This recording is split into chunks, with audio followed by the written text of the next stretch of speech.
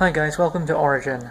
So in this video I want to talk about consent when it's obviously related to sex.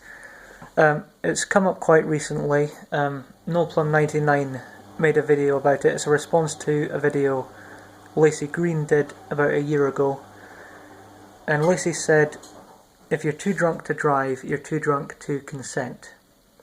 So I have a few questions based on what she said. The first one being, why specifically do you choose that level of drunkenness? Why the drink-drive limit? Obviously the drink-drive limit will change from country to country, but I presume we're talking about America's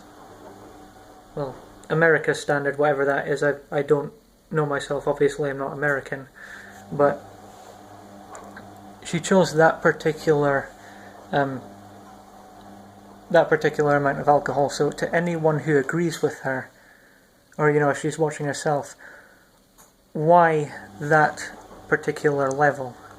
Was it just arbitrarily chosen, or is there a particular reason for it?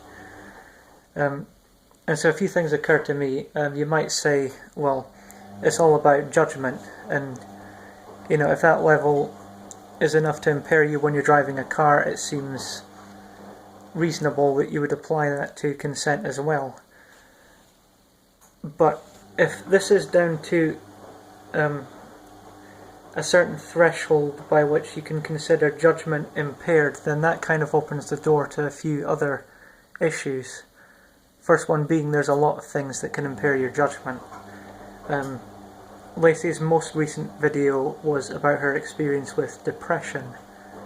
And let's face it, if you're depressed, you're not, your brain's not at a base state where you judge everything.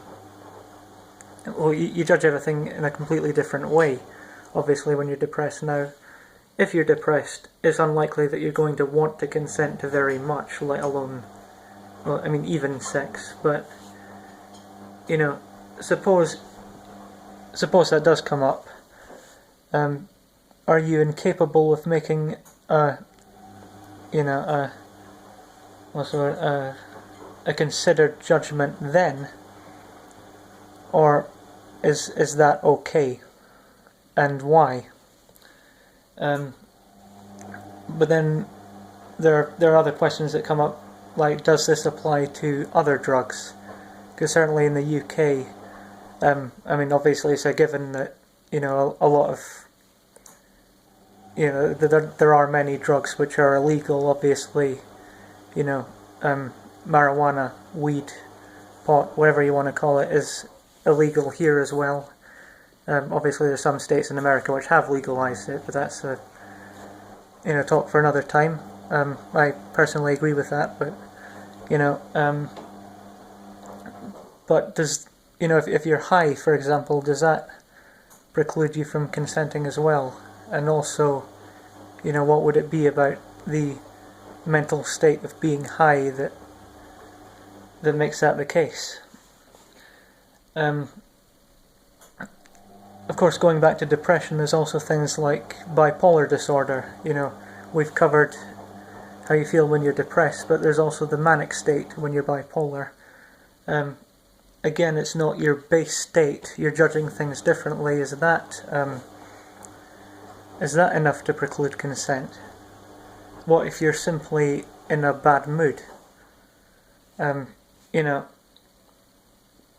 This might all sound quite trite, but these questions are worth considering, because if you decide that there's a certain threshold at which your judgment is impaired and you can no longer consent, then that opens the door to all of these possibilities, legally speaking.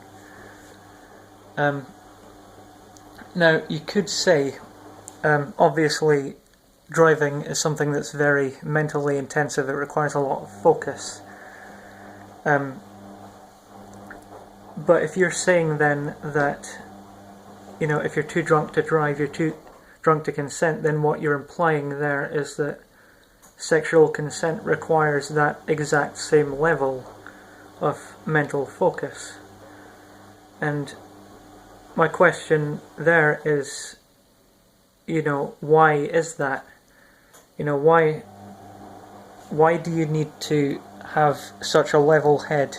You know, as much of a level head as you'd need to drive, as you would to consent to something like sex. I mean, when you're driving, there's all these things you need to pay attention to. You know, someone might step in front of your car all of a sudden. You know, you have to pay attention to other drivers.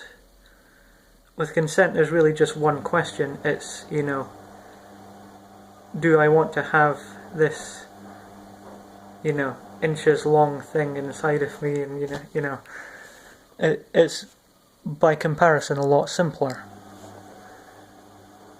So what would it be? I mean, what's your answer to that? Yeah, so I think that's everything I have for now. Let me know what you think, as always, and thank you for watching. Goodbye.